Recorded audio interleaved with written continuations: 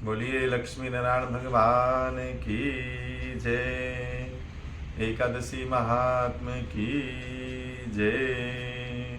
हे रामा पुरुषोत्तमा नरहरे नारायणा केशवा गोविंदा गरुणध्वजा गुणनिधे दामोदरा माधवा। हे कृष्णा कमलापते यदुपते सीतापते श्रीपते वैकुंठाधिपते चराचरपते लक्ष्मीपते पाहि मां लक्ष्मीपते पाहि मां। ओम श्री परमात्मने नमः। श्री लक्ष्मी नारायणाभ्यां नमः। बोलिए एकादशी महात्म की जय। भक्तजनों, आज एकादशी का पावन पुण्य दिन है और एकादशियों में भी सर्वश्रेष्ठ उत्पन्ना एकादशी का दिन है। उत्पन्ना एकादशी का महात्म ध्यान पूर्वक सुनिए। उत्पन्ना एकादशी के विषय में कहा गया है कि नैमिषारण्य तीर्थ में पुराण कथाओं को सुनने और धर्म के मर्म को जानने के इच्छुक 88,000 ऋषि मुनियों ने सूत जी से पूछा कि हे ऋषियों,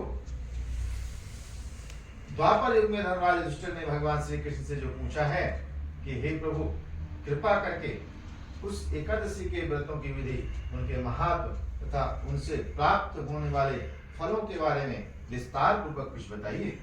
ये देवकी नंदन, एकादशी के व्रत में किस देवता का पूजन किस प्रकार से करना चाहिए तथा कौन कौन से कार्य करने तथा कौन कौन से कार्य नहीं करने चाहिए, इसके बारे में मुझे स्पष्ट रूप से बताने की कृपा करें।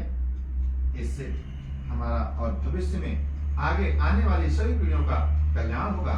अतः आप इस बारे में हमें पूर्ण जानकारियां देने की कृपा करें। युधिष्ठिर के इन प्रश्नों को सुनकर मंद मंद मुस्कुराते हुए भगवान श्री कृष्ण कहते हैं, हे युधिष्ठिर, तुम्हारा प्रश्न अत्यंत उत्तम और लोकोपकारी है। अतः ध्यान से मेरी बातों को सुनो। शास्त्रों के अनुसार हेमंत ऋतु में मार्गशीर्ष अथवा अगहन मास के शुक्ल पक्ष की एकादशी अर्थात 11 तिथि को एकादशी का जन्म हुआ था। यही कारण है कि इस उत्पन्ना एकादशी को उत्पन्न होने के कारण उत्पन्ना कहते हैं। और इसी दिन अगर किसी की इच्छा एकादशी का व्रत करने की है तो आज के दिन से उसे एकादशी का व्रत प्रारंभ करना चाहिए, जिससे उसके जीवन में सभी प्रकार का कल्याण होता है।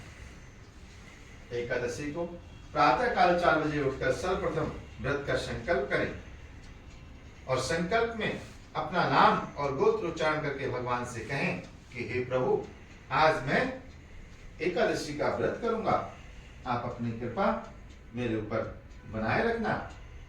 कहते हैं, अश्व क्रांते रथ क्रांते विष्णु कांते वसुंधरे उद्रतापि धरोहिणा कृष्णेन सतबाहुना नृत्य के हर में पापम यन्मया पूर्व संचितम तया हतेन पापेन गच्छामि परमां गतिम।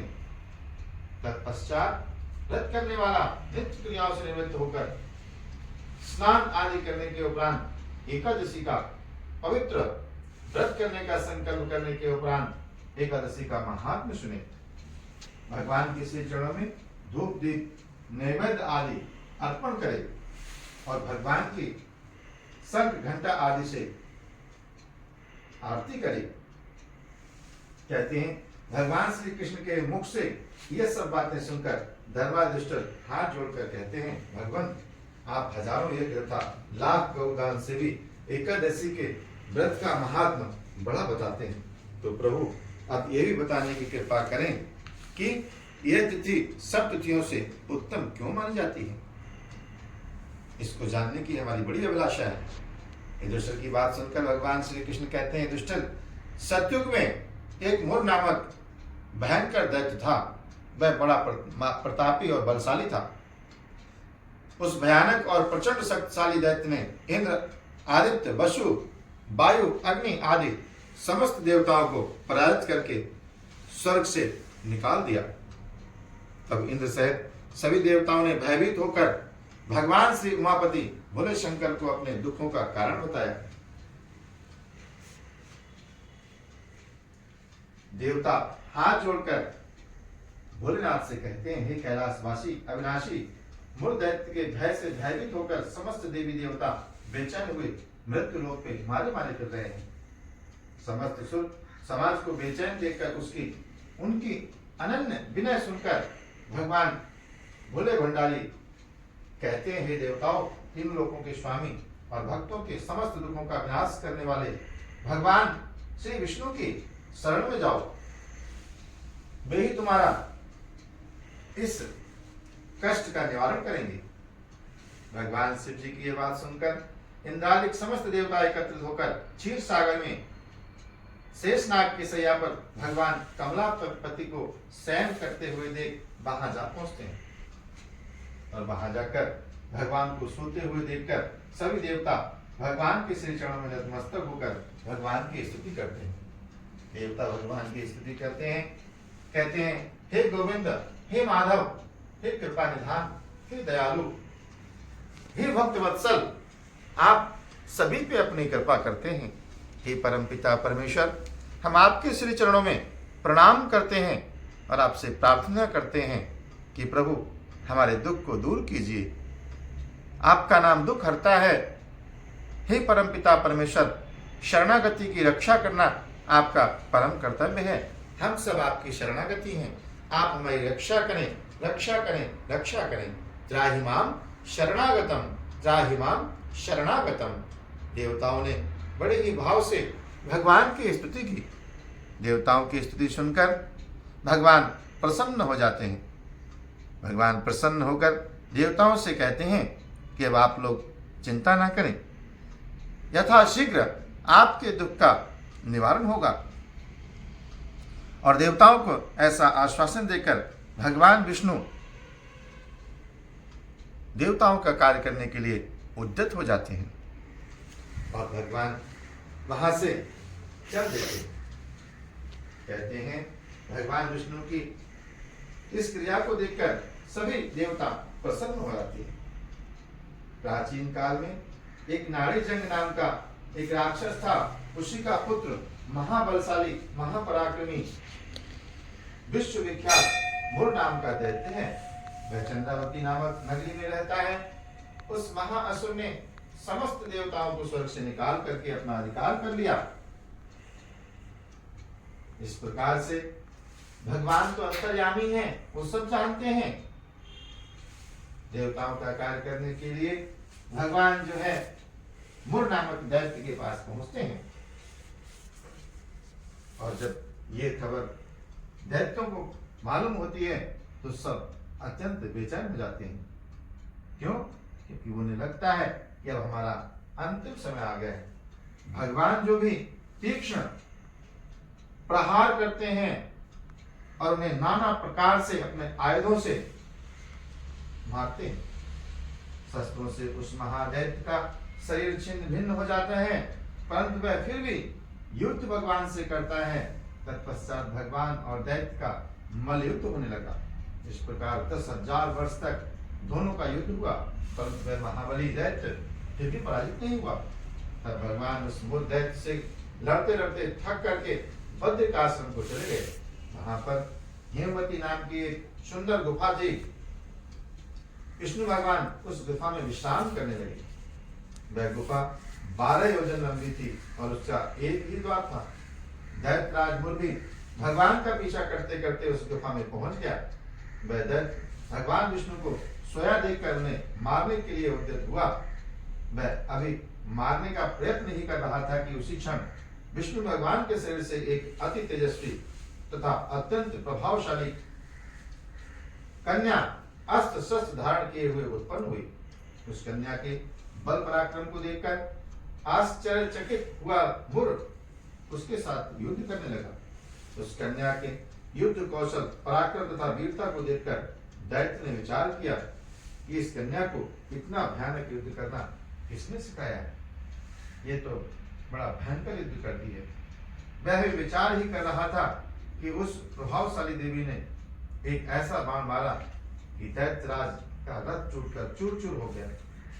देवी ने उसके अस्त्र शस्त्रों को काटकर टुकड़े टुकड़े कर दिए। अब वह भयानक दैत्यराज मुर मल्ल युद्ध करने के लिए उद्यत हुआ, परंतु देवी ने धक्का मारकर उसे मूर्छित कर दिया। जब वह दैत्य मूर्छा से जागा तो उस कन्या ने उसका सिर काट दिया। इस प्रकार वह दैत्य पृथ्वी पर गिर पड़ा और उसकी मृत्यु हो गई। सारे दैत्य भयभीत होकर पाताल लोक को भाग गए। जब भगवान विष्णु की निद्रा टूटी तो उन्होंने देखा कि दैत्य मरा हुआ पड़ा है और उनके बगल में हाथ जोड़कर खड़ी हुई एक कन्या भगवान को प्रणाम कर रही है। भगवान ने पूछा, हे कन्या, आप कौन हैं? इस दैत्य के भय से इंद्रादिक समस्त देवता भयभीत होकर स्वर्ग छोड़कर भाग गए। इसको किसने मारा है? तब वह कन्या कहती है, भगवान, जब आप निद्रा में थे तब यह दैत्य आपको मारने के लिए उद्यत हुआ था। उस समय आपके शरीर से उत्पन्न होकर मैंने इस दैत्य का वध कर दिया। यह सुनकर भगवान कहते हैं, हे देवी, तुमने इस दैत्य को मारकर देवताओं का महान उपकार किया है, अतः तुम इच्छानुसार अपना वरदान मांग सकती। तब वह देवी बोली, भगवान, यदि आप मुझको वरदान देना ही चाहते हैं तो यह दीजिए कि जो मेरा व्रत करें उनके समस्त प्रकार के पाप नष्ट हो जाएं और वह अंत में मोक्ष को प्राप्त हो। भगवान ने तथास्तु कहकर अंतर्ध्यान हो गए।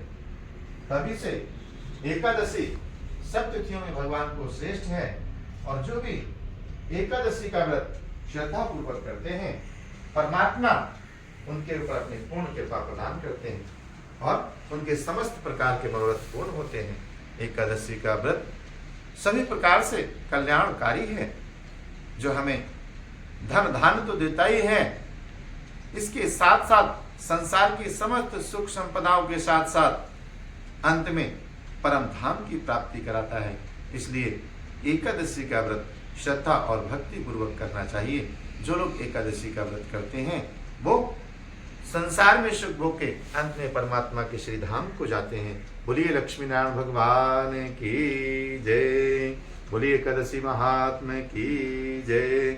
श्रीमन नारायण नारायण नारायण, भजमन नारायण नारायण नारायण, भजमन नारायण नारायण नारायण, श्रीमन नारायण नारायण नारायण।